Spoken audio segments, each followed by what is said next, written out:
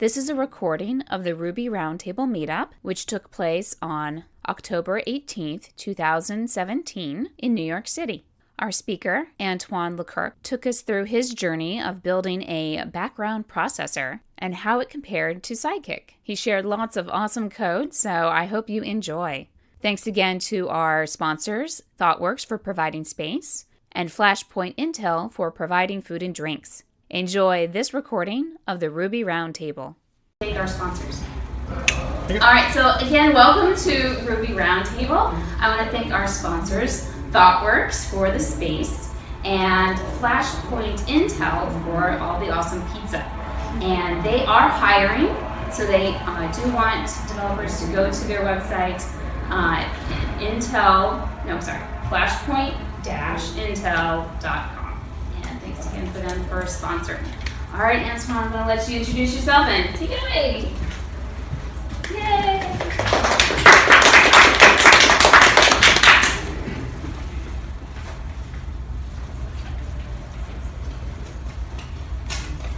Hello.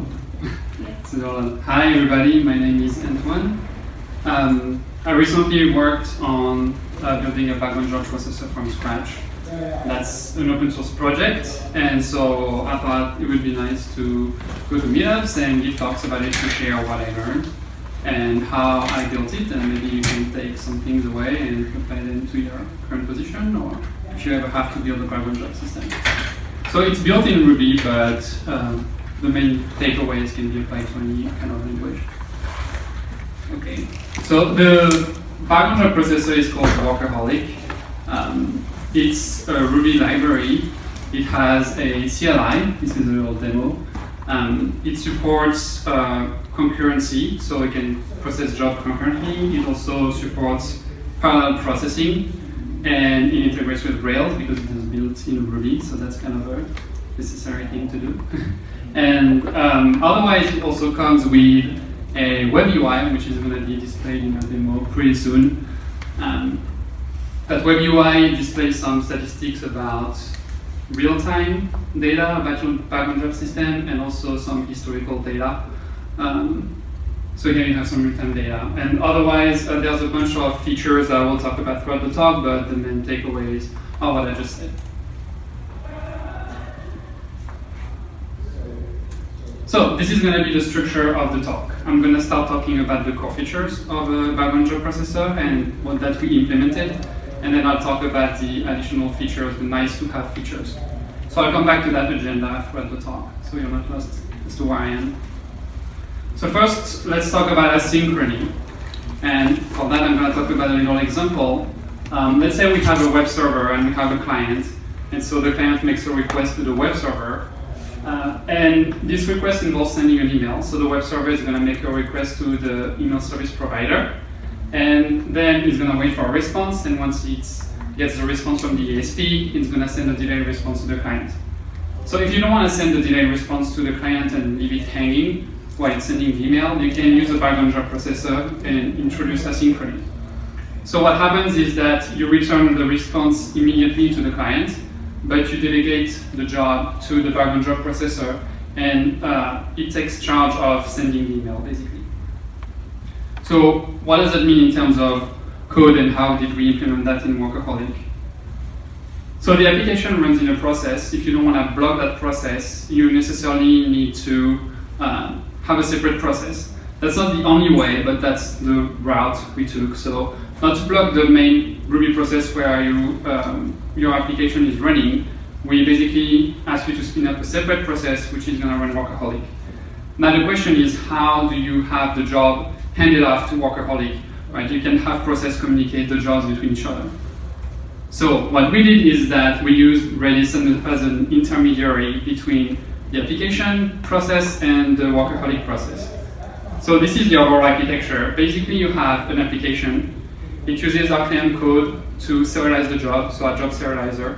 It enqueues them in Redis in job queues. And then we have Workaholic, the separate process, which is going to pull the jobs from these job queues, and which is going to process them using the job processor components of the background job processor. Then if you have, the job is going to be either completed or failed So if it fails or it is completed, regardless, it's going to store some statistics inside of Redis. And then if it fails, you can actually retry it using the job retry component, which basically is relying on the job scheduler. So I'll dive deeper into all of these components. This is the overall architecture. So let's talk about reliability. So what does it mean to have a background job processor which is reliable, and why would you want to have a reliable background job processor? So what if your application crashes? Or what if your background job processor crashes? What happens to your jobs? So we rely on Redis. As I said, we have a data store as intermediary between the application and the background job processor. And basically, if your application crashes or Workaholic crashes, you have your jobs stored in Redis. So they are persisted in Redis, and Redis is a mature, robust data store. So we rely on its robustness in order to be reliable at this level for if your application crashes or Workaholic crashes. But you have other problems. For example, let's say your job raises an error. Well, what do you do? So that's where we have the retrying functionality that comes at play. If your job fails because of a network error or because it has an exception which is raised within the code when it's executed, then we use the job retry component. And basically, the job retry component is going to try to re-execute the job up to 5 times. And the way it does that is by scheduling the failed jobs using the job scheduler back into Redis. So as you can see here, it schedules it into a sorted set. In Redis, a sorted set is a data type.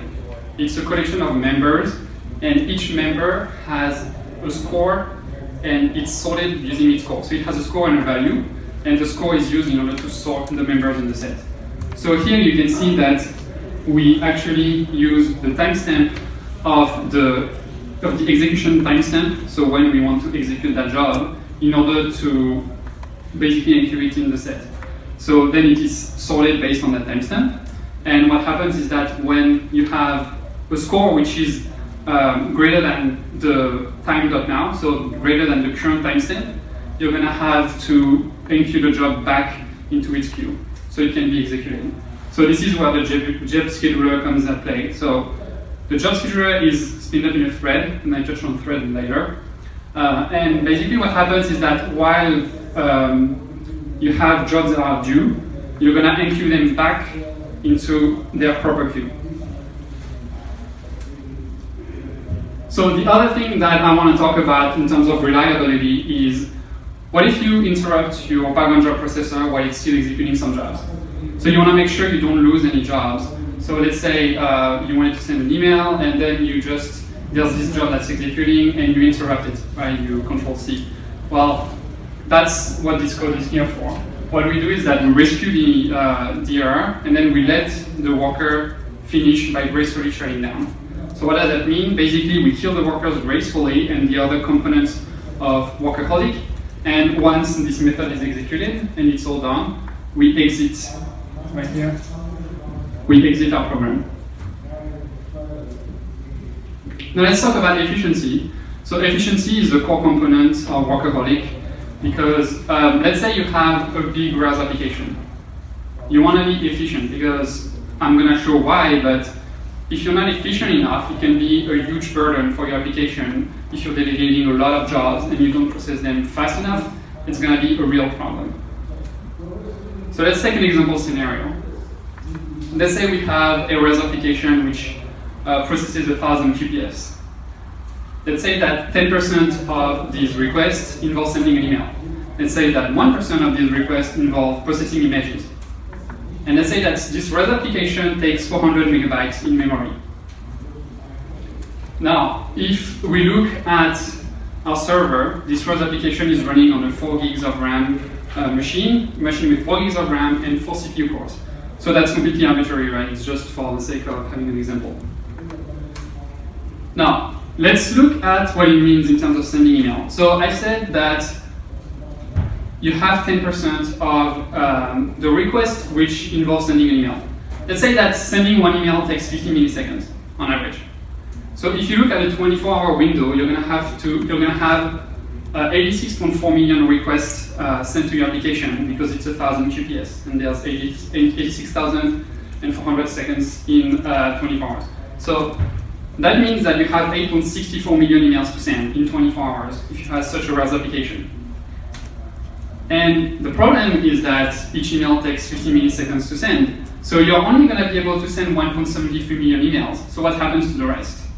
Well, the rest is just not sent. So you only send a fifth of the emails you wanted to send that day. And this raises two problems. The first problem is that you're going to have a huge increase in latency. Basically, your latency is going to be increased by 96 hours per day. What that means is that the first day you enqueue your jobs and you want to send all these emails, you're going to have 6.91 million emails to send still. And the next job that you enqueue basically in Redis is only going to be processed after these 6.91 million jobs, which means it's going to be executed 96 hours later. And that's added up every day. So that's a huge problem, and this is absolutely not sustainable. And in terms of memory, this is the same problem. So we calculated the average size for a job. And a sales job in Workaholic is about 26 bytes. So if you do the same calculations, basically you're going to have an increase in terms of memory of 171 megabytes per day. Right, Redis is an in-memory data store, so we're talking about the RAM here. So you're going to hit the storage limit in about 24 days. Now, so how can we solve this? Well, a way to solve this is to increase the throughput. So basically having a background job processor which is more efficient. So you want to maximize your throughput so you can even it out with how many jobs you're enqueuing every day. So here we would need to basically multiply it by 5. So how did we do this? So our goal was to maximize the amount basically of jobs we can execute within a single VM. So we decided to use threads in Ruby. Ruby has threads. And basically what happens is that you could execute 5 jobs in 5 different threads. So you spin up 5 threads and you can execute 5 jobs. And this is how it works basically at our level. Ruby threads map to OS threads. This was not true in older versions, but since 1.9, they map to OS threads, which means that the scheduling of these threads is basically handled by the OS scheduler. And so the OS scheduler is in charge of scheduling the threads on the CPU cores. So in theory, we have 4 CPU cores. We could have 4 threads running in parallel. But if you're using MRI, you have the GIL. And the GIL is the global interpreter lock. And what this does is it prevents you from scheduling more than 1 thread at a time on the CPU core. So basically the problem here is that we can spin up 5 threads, but only 1 thread will be scheduled on the CPU core. So how does that help us? Well, MRI is smart, which means that basically if you have an IO bound operation that is being executed inside of your thread, we'll put the thread in a sleeping state.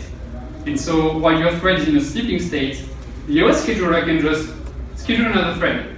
And since when you're sending an email, the time spent waiting on I/O is about 99.99% of the time, you could have all these threads waiting in parallel. So they're never executed in parallel, but they're waiting in parallel. And basically, we can have a throughput increased by a factor of 5. So we did some benchmarking to verify these assumptions. And what we saw is that if you have 10,000 jobs, and you have non-blocking jobs, nothing in them, IO blocking jobs that simulate an API call of 500 milliseconds, and then CPU blocking jobs, so CPU intensive tasks. You can see that spinning up more threads for CPU intensive tasks is not even useful. But spinning up more threads for IO blocking tasks basically is letting you increase the throughput by the number of threads. So what I mean by that is that we have 10,000 jobs, each job takes 500 milliseconds to complete. So you take about 5,000 seconds with 1 thread. You take about 25 less with 25 threads, and about 100 times less with 100 threads. So with that, we actually have a background job processor which is efficient enough to process emails. So now let's look at basically what it would map to in Workaholic. So you will have a worker, and a worker will map to a thread. So in terms of code, this is what it looks like. So you would spin up a thread when you ask the worker to start working, and then while the worker is alive, it's going to pull a job from Redis, And then it's going to process that job using the job processor if there is indeed a job. Now, spinning up more threads probably comes at no cost, right? So the cost is memory consumption. So you want to think about what it means to spin up more threads. So when you spin up, when you start a Ruby MRI, you have a main thread. And this main thread can call the thread API and spin up a new thread. So it has child threads. And by spawning these threads, what happens is that the threads that are being spawned will actually share the same heap. So in memory, you have the stack and the heap, and the thread will share the same heap, but will have independent stacks. So what this means in terms of memory consumption is that the majority of the memory is going to be shared between the threads. So you're not going to have a huge memory increase in terms of memory consumption. Increase of memory consumption. So here we have a Rails app, very small Rails app, which takes about 112 megs with one thread. And then when we spin up 25 threads, it takes only 125. So we can see that the impact on memory consumption is pretty low. Okay, now there's another issue when you're working with threads. So one of the issues is that you need to have jobs that are thread safe.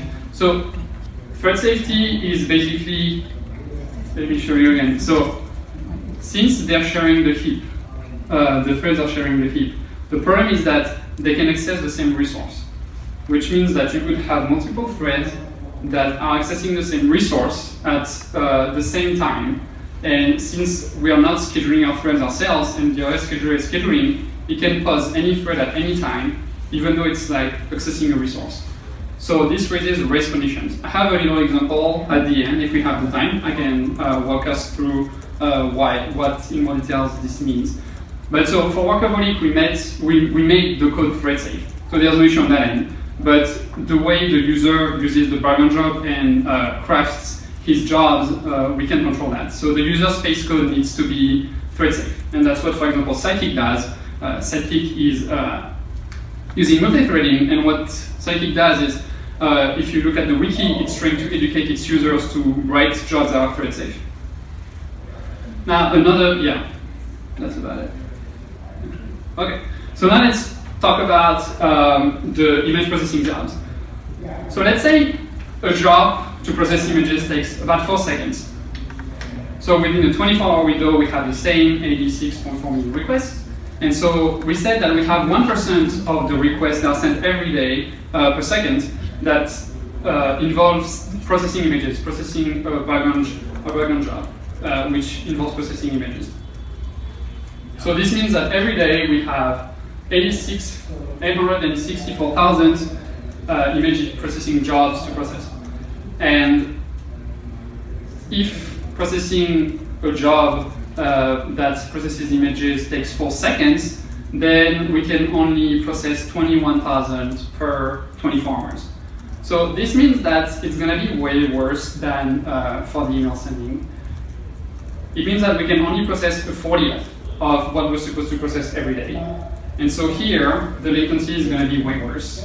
So we're going to increase it by 936 hours per day. But in terms of memory, since you have way less jobs, on the other hand, you're going to hit the storage limit way later, so in 186 days. So here the challenge is basically trying to maximize the usage of the resources we have on our machine, on our server, in order to process more jobs. So it's the same challenge, but with different constraints, because we cannot spin up more threads, as I showed you earlier with the benchmarking. It doesn't change anything. So we need to find another way.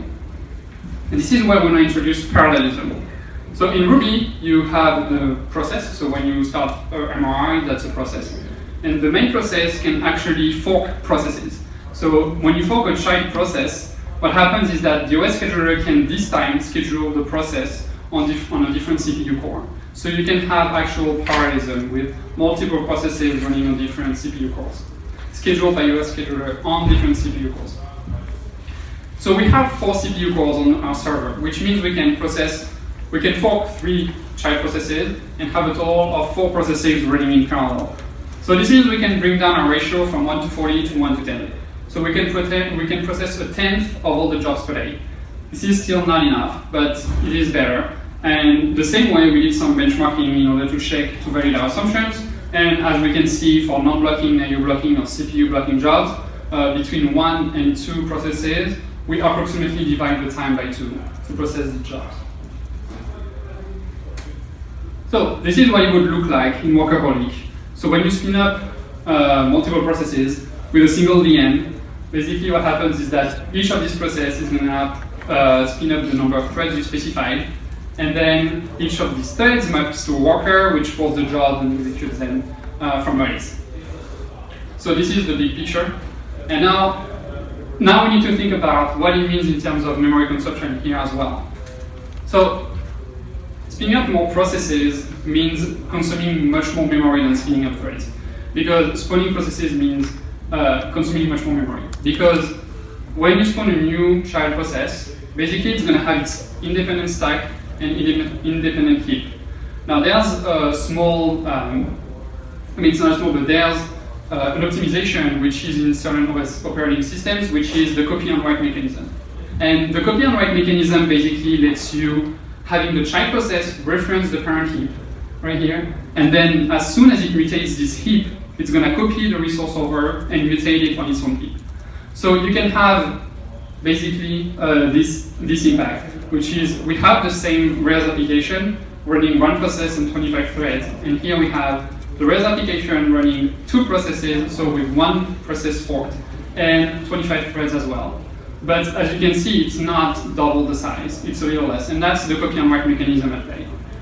But regardless of this copy and write mechanism, we cannot make the assumption it's always going to be present, or that we won't have all the resources on the heap being mutated. So the only assumption we can make here is that we have a 400 megs Rails application. If we fork 3 child processes, then we need to have more than 1.6 gigs of RAM on our server, which is the case. So we're safe on that end. Now let's talk about scalability. As you saw, we're still not processing enough jobs, right? We are processing a tenth of the image processing background jobs. So we need to do better, and this means that we need to scale horizontally now. So first, before talking about scaling horizontally, let's talk about scaling vertically. What if we could get a machine with 40 CPU cores? Well, that would work, but after looking on DigitalOcean, for example, the best machine is about 20 CPU cores. So maybe there are others, I don't know, but let's assume that's the best machine we can get. So this would bring us up to a ratio of 1 to 2, which means we can process half of the jobs per day. So we still have another half to take care of. So we need to scale horizontally, and what we could do is use our old server, but buy 10 of those, or rent 10 of those, or use the 20 CPU core machine and rent 2 of those. So here the problem is, how can we make sure that when we design our background job system, we're actually going to allow it to be scaled horizontally? And so basically what we did for Workaholic is that we relied on Redis. Because you have this intermediary between your application and your background job processor, in this case Workaholic, the only thing they need to know about is this data store.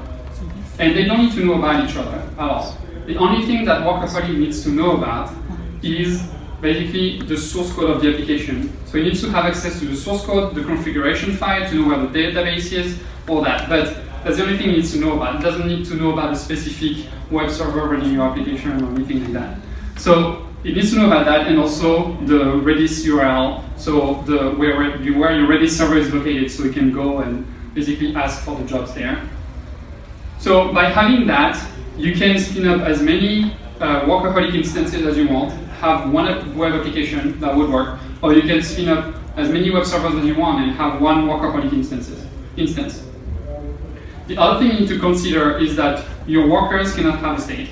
So in our case, our workers have a queue. The queue name is stored on the worker. So what you need to do is have your workers have no state, or have a state which is dynamically updated. And so what we do is that every second we actually update the workers with a different queue name or the same queue name if they need to have that queue name.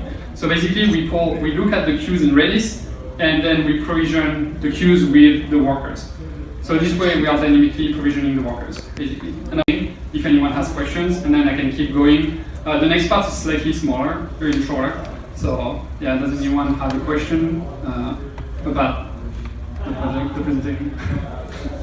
So how is this different or similar to Sidekiq? So Sidekiq uses basically threading, and there's a few things are different. It's a really big question, so I can touch on a few points. For example, Sidekiq has kind of a fetching logic, like a fetching component, which fetches the jobs and then hands them to the workers.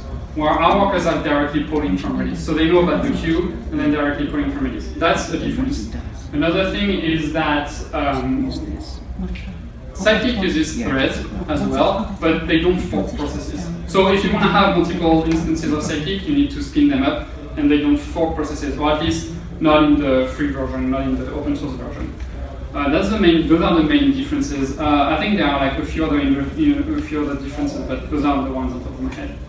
And in terms of like the difference with Rescue, which is another big one, for example, so Rescue doesn't use multithreading, so it's safer because you don't need to care about having your job being thread safe. So they just like fork a process when they want a new worker, but it's much less efficient when it comes to IO-bound jobs. Can you talk a little bit more about thread safe? Because that's a term that so I have an example later. If you want to. Yeah, I can show it now, but that could be a good time, or later. What do you want to do? Now, okay. Now? So let me see. Okay.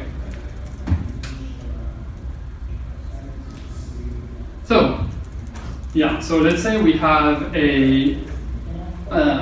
basically a payment job. So you have a balance, which is 0. So usually you don't have global variable, but just for the purpose of this example, I'm going to use that. So you have a class, which is a payment job, and then in that class you have a perform method, which is the method we use in Workaholic that you need to define on your jobs.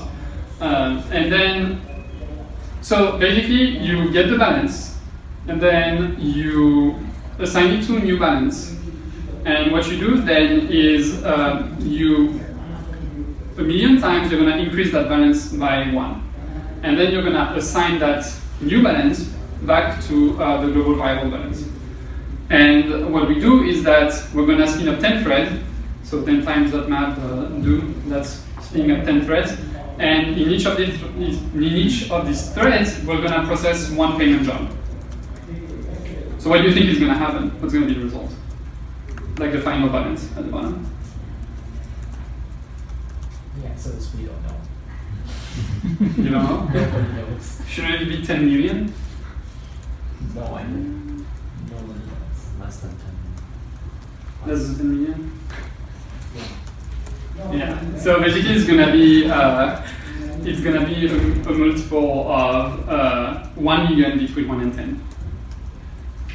So what happens is that basically you have the OS scheduler, which is gonna schedule a thread. So it's gonna go inside, it's gonna assign the balance, and then it's gonna start incrementing, and then it's gonna start the thread.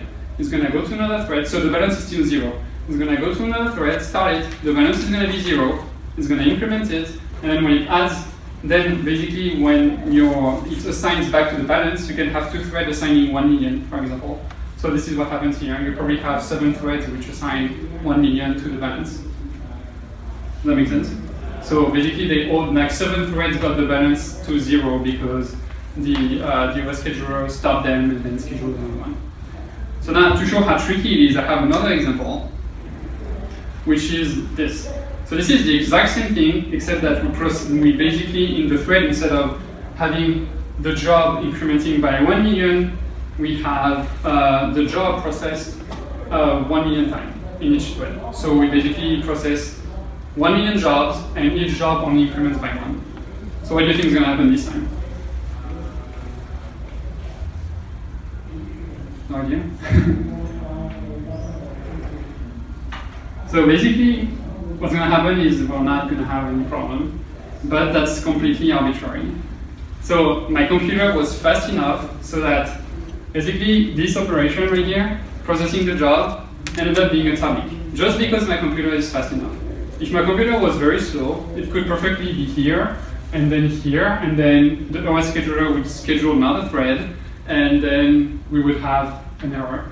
But we will have the wrong balance at the end. But since my computer is fast, and like the processor is fast, the high frequency, then basically this operation ends up being atomic. But it's completely arbitrary. So that's why it's hard to work with thread and concurrency, and that's why you want to make your code thread safe. Because debugging these issues can be really hard. Like, it took me a while to understand why I had this result. Yeah, so let's go back. Where was I? So you don't have any other questions? I have a question. When you scale horizontally and you have multiple machines with your Workaholic instances, then if they pull from Redis, how do they sync together? For example, they pull one job, and how do they make sure that the job is executed only once, so that it's not executed multiple times? So this is going to be handled by Redis, right? It's going to put like a read log and a write log. So when you're going to pull from Redis, it's going to put like a log on that resource, and then it's only going to let this one connection like take that job and then send it through their protocol. So Redis handled that. Redis is thread safe. It's going to handle that for you. So which is really a thing that's really nice also as well about Redis. So what's nice about Redis is that it provides really unique data types. I mean, not unique, but really nice to work with data types. And also it persists to disk. So that's another reason why we use Redis. It's very efficient, which means that when you execute a job, you don't have like a large latency, a high latency for your application. Because executing the job, if you're executing a ton of them, it could slow down your application, but since Redis is really fast, you shouldn't have any problems. And also because it persists to disk. So you can configure that since it's in RAM, if Redis crashes, well, it persists to disk, so you don't lose basically any jobs. Is there any? Yeah, thanks. Is there any? So as far as having Redis, do you usually have it on its own server? Is that usually how, or do you have it on, like, so if you have a DigitalOcean droplet, do you usually put Redis on there, or do you then have another droplet? Again, it's your choice. If you don't want, the advantage is that they're going to be on the same machine, so it's going to be really fast. Mm-hmm. But I guess you want them at least to be in the same data center, so they're connected, on the network really fast, so they can communicate very fast. But otherwise, yeah, it's up to you how you configure it. If you want like a single point of failure, or if you want to replicate, or multiple instances, etc. Okay, so now I'm going to talk about the optimizations we made. So we started by, I'll say that after. So basically what we did is that once we had something we thought was being efficient, something we thought was being reliable, what we decided to do was to benchmark against Sidekiq. So we decided to benchmark against 100,000 jobs. So we include 100,000 jobs, and then we executed them with Sidekiq, and then we executed them with Workaholic. And so what we realized that we were way slower, like by a factor of almost 3 on the executing side and by a factor of 2 on the processing side. And the thing that we noticed is that we were slower on both ends, which means that we had a bottleneck that was present on the executing and the processing. And one thing that we do on both sides is serialize and deserialize the jobs. And so we realized we were working with YAML. So we were using YAML to serialize and deserialize. And we realized that Sidekiq was using JSON. So we said, wow, we might as well try to use JSON. And that was the bottleneck. So serializing and deserializing the jobs basically was the problem. So yeah, so we had a 70% decrease in terms of enqueuing for the time to enqueue, and 55% for processing. So basically now we're on par with Sidekiq's performance. I want to say that Workaholic is in alpha stage, so don't use this on your production application or anything. It's not because it says, oh, it's a little bit faster that it's actually like more efficient, etc. It might be faster, but it might only be because Sidekiq is much more robust and reliable and kind of handles many more edge cases because it's been battle tested, it's been used on many applications by many people. So yeah, don't use it on your production application. And the other thing that we did, so for optimizing, that you can do as well, is using a custom algorithm. So So if you want to use a custom algorithm for your use cases, you can do that. What we did is that we wanted to optimize for having different queues and processing the jobs faster when you have different queues. So we started with a scenario where we have 10,000 non-blocking, CPU blocking, and IO blocking jobs. And they are all included in 3 different queues. So we decided to benchmark against Sidekiq to see how we're performing on that end. And so Sidekiq has a random polling algorithm. So basically you can put a weight on the queues, and if you put, so what happens is that you put a weight on the queues, and then it's gonna create an array with the name of the queue, and it's gonna, in this array, it's gonna duplicate the name of the number of times that you put the weight. So if you have 3 queues with a weight of 1, you're gonna have an equal chance to basically be pulling from each queue. So that's what we did. Here, each queue has a weight of 1, so then it pulls randomly from any of the queues with the same probability. And so it was processing at 242 seconds. And so the first algorithm we created was the evenly balancing workers. So what it does is that if you have different queues, it's going to balance the workers evenly. So it's going to provision each queues with the same number of workers, basically. So here it's going to divide the number of workers that you specified by 3, and it's going to assign each worker this number of workers to each queue. And so we performed much worse, 357 seconds. So we decided that we could do better. So we created the adaptive and successive provisioning algorithm, which basically is going to assign a number of workers. It's going to provision the queue with the number of workers based on the load in the queue. So if you consider a queue having a load, which is the number of jobs it has in queue, then you can assign a number of workers based on that queue. So a queue with a much more jobs in it is going to receive more workers, and a queue with less jobs is going to receive less workers. So we did that, and we performed better than our evenly balanced algorithm, but we performed still much worse than Sidekiq. So we thought, okay, we are doing this, we are sending multiple workers to different queues, but is it really useful to do that for all queues? And so we realized it's not useful to do that for queues which only contain IO-bound jobs. So what we did is that we have a convention which basically lets you flag a queue as containing IO-bound jobs.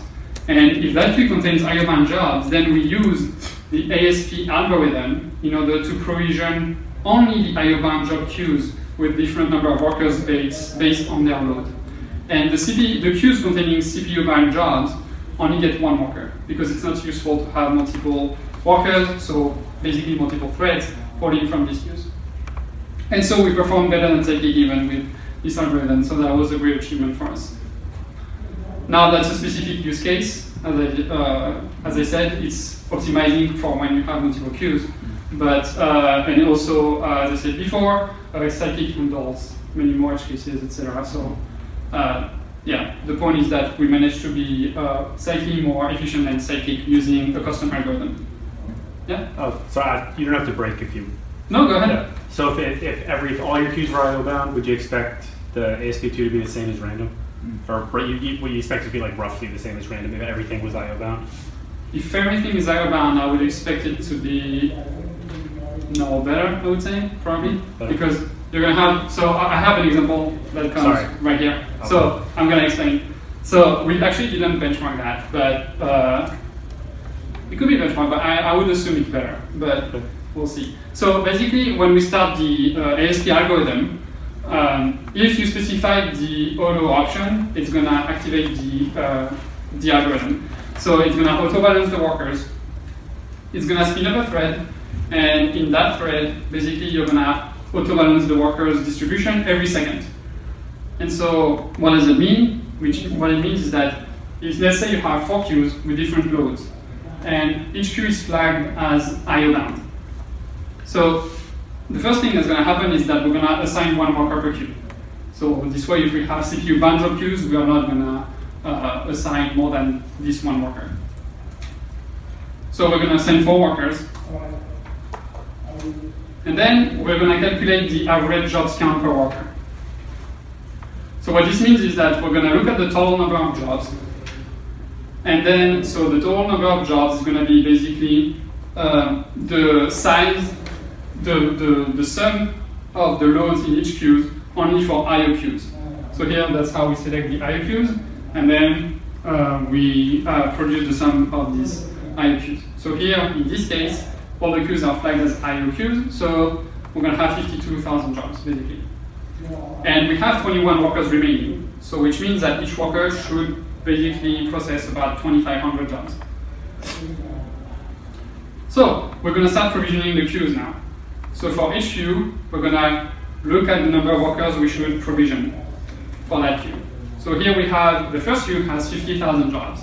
And we said that each worker is supposed to execute 2,500 jobs, which means that we're going to provision this queue with 20 more workers.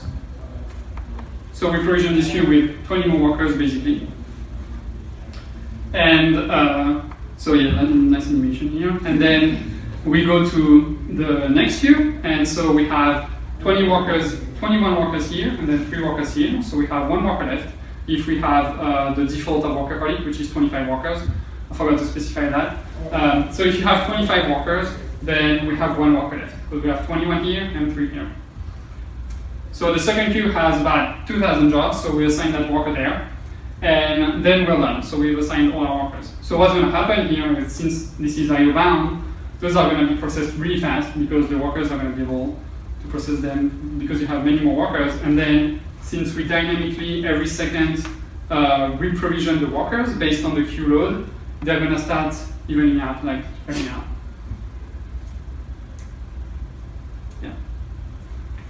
So does that make sense? Yeah. Yeah? Okay. So then the next core feature that we thought belonged in the background job processor is reporting. So you want to have insight into your background job system.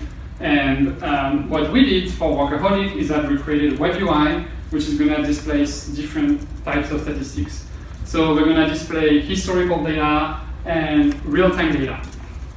So let's look at real-time data, real-time statistics. So we thought, how much data should we store? We decided to store the last 1,000 seconds and to basically have the data updated every 10 seconds. So then we would have 100 data points on the charts. And then the next question we ask ourselves is how to store the data. I'm going to separate data store in Redis because we're already having it and it's already a dependency. So we said we're going to store it in Redis. And on top of that, in Redis, as I said, there's the solid set data type. So with the solid set data type, it's actually easy to store and to retrieve, because you store it as with the score being the timestamp at which the job was completed, and then you can retrieve it by specifying a range. So Redis allows you to specify a mean a mean score and a max score, and then it is going to retrieve for you all the members within these two, with the scores between these two bounds. Now, those are the different shards that we have. So we have the job throughput, we have the memory usage, so how much RAM is Workaholic, the Workaholic instance consuming, and then we have the number of jobs in the queues. So now let's look at historical statistics. So this was interesting because you have to store much more data. So here we thought how we're going to store that data. So because we know we're going to have to store a lot of data, we decided to store aggregated data. So counts for completed jobs and counts for failed jobs instead of storing each job separately. We update basically an aggregated number.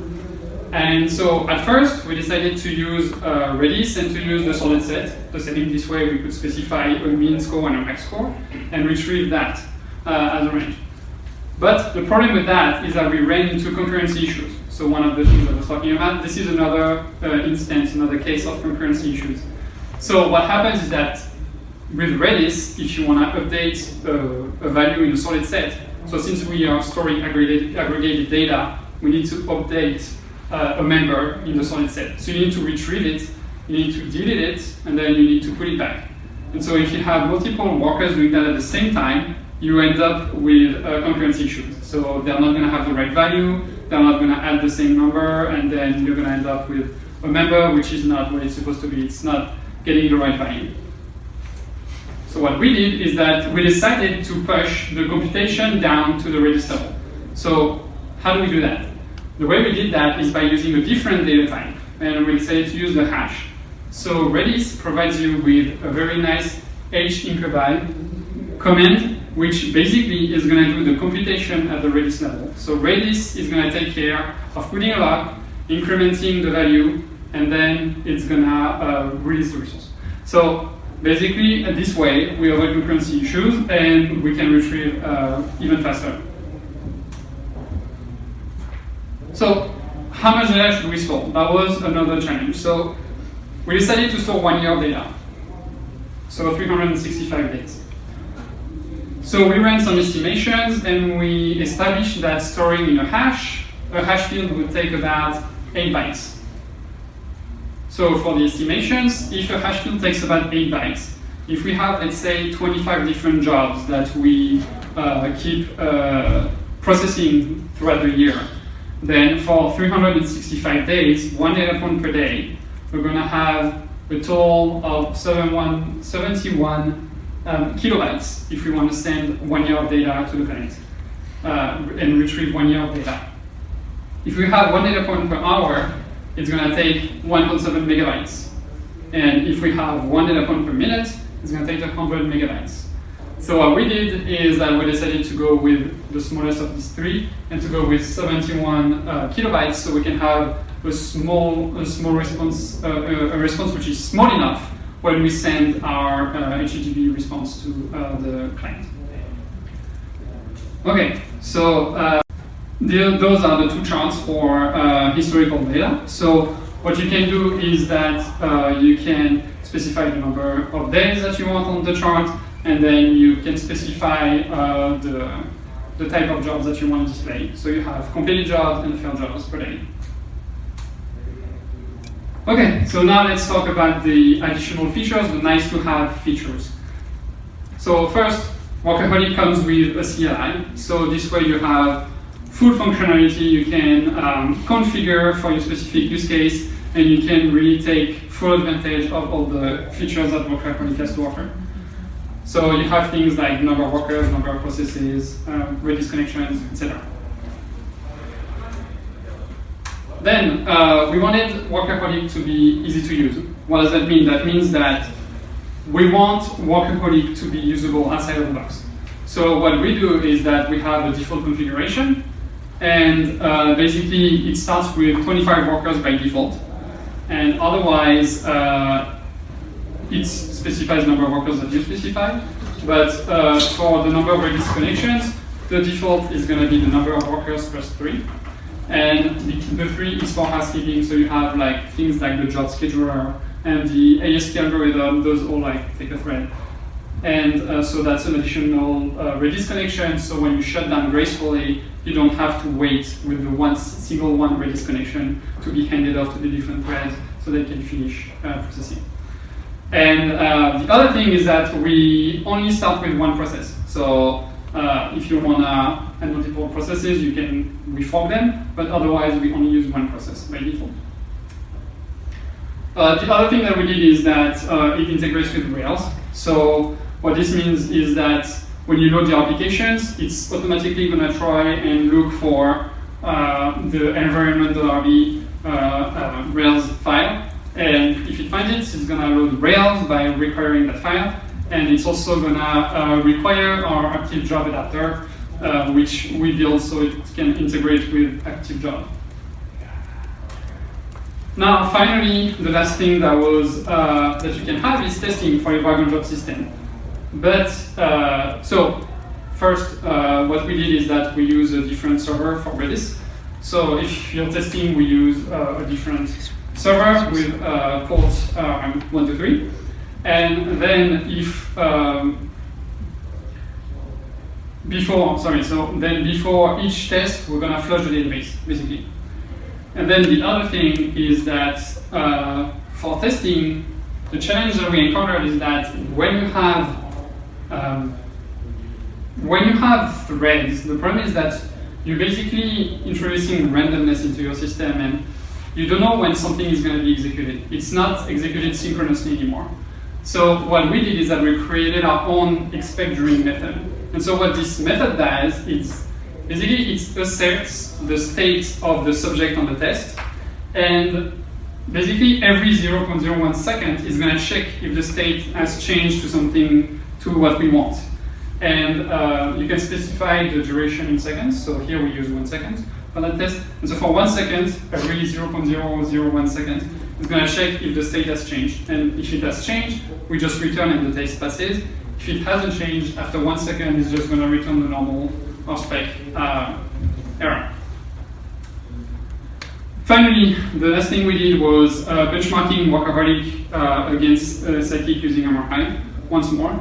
And so basically we are on par with Sidekiq's performance. So that was a great achievement for us because we know Sidekiq is a very efficient background job processor. So we're very satisfied with that. And the other thing that we did is that run it on JRuby. So we didn't do anything, it just runs on JRuby, I guess because we made it thread safe and we're not using any methods which are only on MRI. And so, yeah, it runs on JRuby, and JRuby doesn't have a GIL, so the threads are already in parallel. They're scheduled on different CPU cores.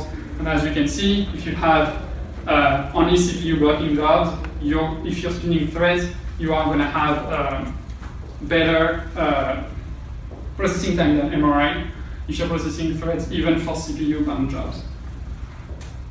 So this is the website for Workaholic. There's a very detailed blog post that goes into even more depth than this talk. Once again, my name is Antoine Leclercq. This is my email. This is my website. And I'm currently looking for a job. So if you're hiring, you know anyone who's hiring, don't hesitate to contact me. Or if you want to talk about the project, don't hesitate to come after or to send me an email. Thank you, everybody.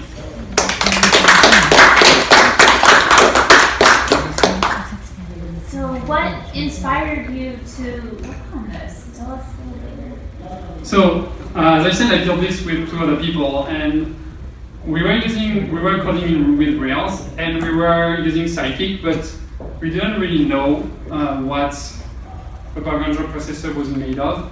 And so we decided to, basically before finding another full-time opportunity, kind of building something that would be kind of outside of the box of you don't get to build, and also kind of a way to give back to the community, building an open source project and giving talks afterwards. So that's what inspired us, really trying to shed some light on background job processors, tackling a very technical challenge, like diving deep into threads and processes and OS scheduling and all these things. It was really interesting. So that's what inspired us. Anyone has other questions? Oh, sorry. Just a quick one. First thing, congratulations on doing this. It looks like more than a toy app. You guys went all the way and did everything. Yeah, definitely. So, good job with that. So I'm just curious. So you just mentioned that there's no way for you to prevent other people from doing unthread safe jobs. Was that a big challenge for you to make sure that your workers are thread safe? So yeah, I know what you mean. So for us is that what we do is we create new instances of objects. This way we don't share resources. So that's the key. We don't have, for example, a class with a class variable, and then we just update that variable in different thread. We make sure we always create new instances of each class. So this way each thread has its own instances and they're not shared between the different threads. So that's how we handled it. And if you look at different books, that's usually what they recommend. I think there's a book called Threads and Concurrency in Ruby, I don't remember.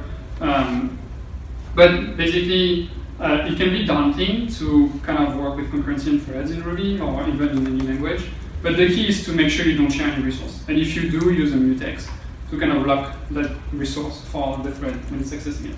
Right. Follow-on question is, yeah, you're right. The key to fix avoiding thread safety problems is be wary of what you do with shared resources. Mm-hmm. So it seems like the major shared resource everything is Redis. Yeah. So I'm guessing you're using mutex as the block. So basically, we're using the concurrent Ruby library.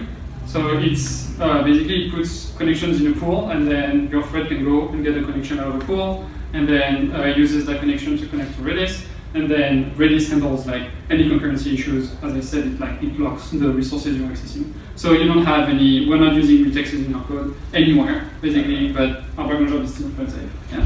Cool. Thank you. Thanks for that. Yeah. Any other questions? Okay. Thank you, everybody.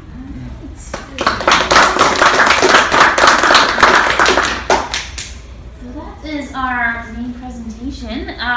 Does anybody have any other questions or just Ruby related things you want to like talk about? Yeah. Go for it. I was wondering if anyone was going to RubyConf, because going for the first time this year, it'd be nice if I knew anybody was going. No. Has anybody been to RubyConf? I've never been. I've never been either. So, okay, never mind. I watched the videos. That's what I've always done. Yeah. Where is it gonna be this year? It's New Orleans next month. Oh wow, that sounds like fun. Yeah. Tickets left? Oh. You shouldn't have closed that. See what happens to me. Not that bad. The whole room gasped. That's okay.